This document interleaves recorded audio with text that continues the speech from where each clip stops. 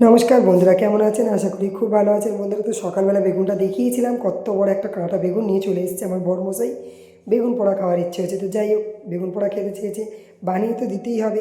আর দেখো, এদিকে আমি যে মেশিনটা মানে ওইটাতে এর মধ্যে বানাবো বলে নিয়েছি, কিন্তু ওটার মধ্যে হচ্ছিল না, তো আমি বললাম তাহলে থাক, এইটার মধ্যে বানাবো। এই জালটার মধ্যে বানালে বেশ ভালো হবে, কারণ বেগুনটা অনেক বড়, বারবার ওটা ধরধর করে পড়ে যাচ্ছে। সেই কারণে এর মধ্যেই বেগুনটা পুড়িয়ে নেবো। এটাও একটা জাল, এর মধ্যেও বেগুন পড়ে যায়, কিন্তু গ্যাসের অবস্থা কী হয়েছে দেখেছো? বেগুন পোড়ালে গ্যাসের অবস্থা ওরকম হয়। আর এদিকে মা কিন্তু কেটে নিচ্ছে। দেশের বাড়ির মতো আজকে আমি ভিটুলি রান্না করব। এই ভিটুলিটা আমাকে একজন এনে দিয়েছে ভালোবেসে, দেশ থেকেই এনে দিয়েছে, তো সেই কারণে ভিটুলিটা বানাবো। আর এদিকে ডিমের কারি করব। লোকে বলে জন্মবারে নাকি ভিটুলি বেগুন পোড়া খেতে নেই। আর আজকে রবিবার, আজকে তো আর কারোর জন্ম নেই, আর আজকে হচ্ছে আমার জন্মবার। তো আমার বড়মশাই বেগুনটা আশা করে এনে দিয়েছে, আমি তো আর বলতে পারবো না আজকে আমার জন্মবার। আমরা হচ্ছি নারীরা এরকমই, নিজেরটা আটকে বন্ধ করে রেখে দেয়। তো সেই আমি আর বলতে পারলাম না যে আমার আজকে জন্মবার, বেগুন কেন পোড়াবো। আমরা নারী, আমাদের সব কিছুই করতে হয়। তো সেই কারণে আমি আর কিছু বললাম না, বেগুনটা পুড়িয়ে দিলাম, কারণ ও খেতে চেয়েছে। আর এদিকে দেখো, ডিমের কারি করে নিলাম, একবেলা হবে। আজকে রবিবার, মাংস তো হবেই, দেখতে পেলে মাংস এনেছে। বিকেলবেলা বানাবো, কী বানাবো? চিকেন পকোড়া করবো বিকেলে, চিকেন ললিপপ মতো বানাবো আর পরোটা করবো। তো যাই হোক, আর এদিকে দেখো, ভিটুলিটা আমি পুরো দেশের বাড়ির মতো বানাচ্ছি বন্ধুরা।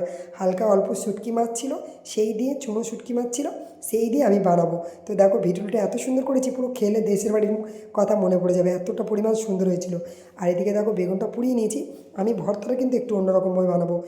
চৌকো চৌকো পেঁয়াজ দিয়েছি, কাঁচা লঙ্কা দিয়েছি, টমেটো কুচি দিয়েছি, বেশ সুন্দর করে ধনে পাতা টাতা দিয়ে, আর এখানে সমস্ত মশলা অ্যাড করে ভর্তাটাকে আমি আগে মেখে নিয়েছি, নিয়ে এটাকে সুন্দর করে বানাবো।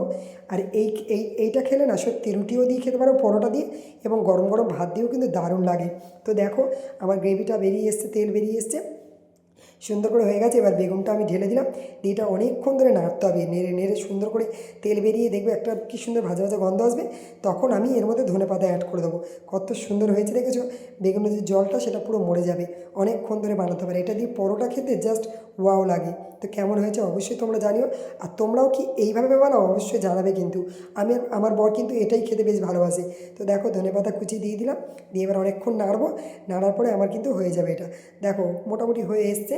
আর ওদিকে আমার শুটকি মাছটা হয়েছে। আর এদিকে দেখো, মাংসটা অল্প মশলা মাখিয়ে রেখে গেলাম, বিকেলে এসে বানাবো, কারণ এখন আর সময় নেই। আর একবেলার মতো রান্না আমার হয়ে গেছে। এদিকে দেখো, চেরির চিকেনটাও বসিয়ে দেবো। আর এদিকে দেখো, বেগুনটা আমার হয়ে গেছে। আর এদিকে শুটকি মাছের যে বললাম, পুঁই ভিটুলি দিয়ে চচ্চড়ি, শিম, বেগুন, কুমড়ো, মূলো, সব কিছু আছে এর মধ্যে, সব রকম সবজি দিয়ে, বেশ শীতকালে। তো কেমন হয়েছে বেগুন ভর্তাটা দেখতে পাচ্ছ? এটা হয়ে গেল। এদিকে দেখো, শুটকি মাছটা হয়ে গেছে পুঁই ভিটুলি দিয়ে, আর ডিমের কারিটা হয়ে গেছে। কেমন লাগলো রান্নাগুলো অবশ্যই কমেন্টে জানিও।